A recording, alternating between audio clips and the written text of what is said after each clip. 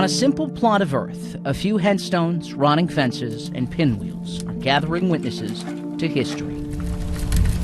Mercur Cemetery, unremarkable in its solitude, but extraordinary in its stories. Like any small-town resting spot, the final goodbyes were said decades ago. But what we heard here will step beyond the veil of common sense and into the realm of the unexplainable, as the permanent residents for us were profoundly not quiet. First, it's important to understand this place, as the road less traveled often leads to the most intriguing destinations. So we are standing at the Mercur City Cemetery right now in Tooele County. Ian Wright is the Utah State public archaeologist, and he showed us era artifacts while telling us the story of this place. So Mercur was a hard rock booming mining town. It was one of the largest mining towns in the state of Utah, and it's just got a really rich, fascinating history. Gold and silver led the way. And went all the way up to its height at about 5,000 people living in Mercur. 5,000 reasons for trouble. Most of the shootings and the stabbings and even the robberies, they came about because people were drinking, and they were drinking a lot. The town was burned, the ground excavated. But what remained? With every good mining town, there's got to be a boot hill or a cemetery somewhere. That's what was written. But what about the unwritten? For that, we enlisted the help of paranormal investigators Christy Russell and Will Murray. Mercur just kind of has a different feel. If you yell out here, you don't hear your echo. You have a lot of weird things happening. In general, people who are more open to experiences are going to experience more. They explain what they can. I'm all scientific, so I want to know if it's actual paranormal, but there's a little superstition there too. And that's why groups like ours do what we do, is to see what we can prove and see what we can find. But some things are beyond explanation. In particular, there's a little girl that's known to interact with paranormal investigators. The theory is people bring offerings to her, toys and such. The pink elephant, yep. And if you bring her those toys, she's going to communicate with you more. We try to make contact with what's called an ITC, or Instrumental Transcommunication Device. But it's not going to utilize this antenna to pick up radio signals. So that helps us weed out a lot of music. And almost immediately, there was a hit. What did it say? I can't make a noise. Oh.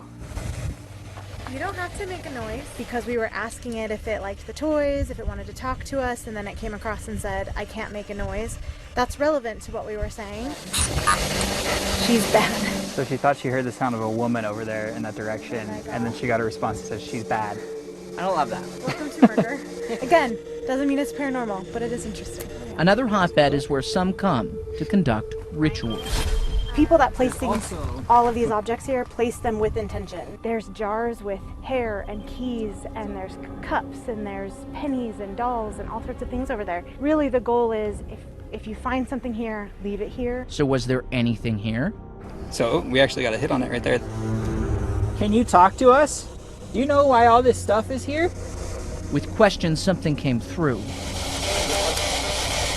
heard a male voice there, just a really weak sound. That sounded like a female no after that little static break-in. That was weird.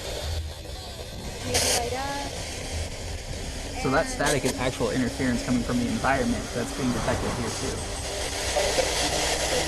And while none of that was conclusive, Paranormal investigating is kind of like fishing in a pond that you don't know there's any fish in. We just kind of put the hook and bait out there and hope for the best. what happened next is something that will conclusively haunt us for the rest of our lives.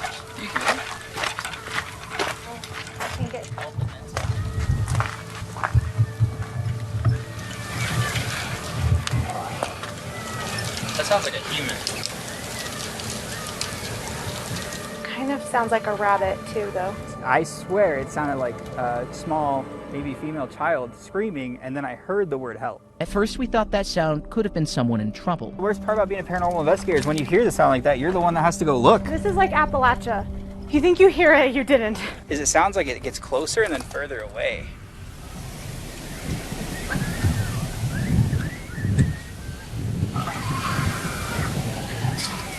What? Super. I've never heard that noise before ever. There's something. It's like out down that by the road. I wonder if somebody hit like a... That's a person, right? But with each passing moment, our hearts sank. It's like changed tones, I feel like. And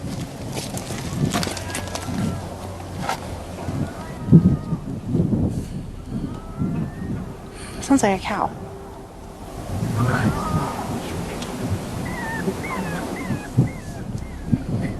it's a bird now. There are creatures and concepts so ancient, so fundamentally unsettling, that their very name is feared. I'm gonna say the inside on the outside for a second, okay? There is, obviously a lot of this is native land, and there's talk about skinwalkers often in Utah. It cloaks itself in the guise of an animal, perhaps a bird, a boar, or a four-legged shadow, not merely like an animal, but wearing its skin, its voice, its form, all for the purpose of sowing fear. And fear was exactly what we were facing. Hello? One more time, we called out. Only our racing hearts called back. Well, I guess they didn't say hi back. Is it paranormal? I don't know. But It's something. it's not normal, and I don't know what it was. We may have come looking for a laugh, a ghost story, a slight chill easily shrugged off. Yet our journey took us beyond to brush against something truly strange, truly unexplainable, in what can only be described as a truly Mercur experience.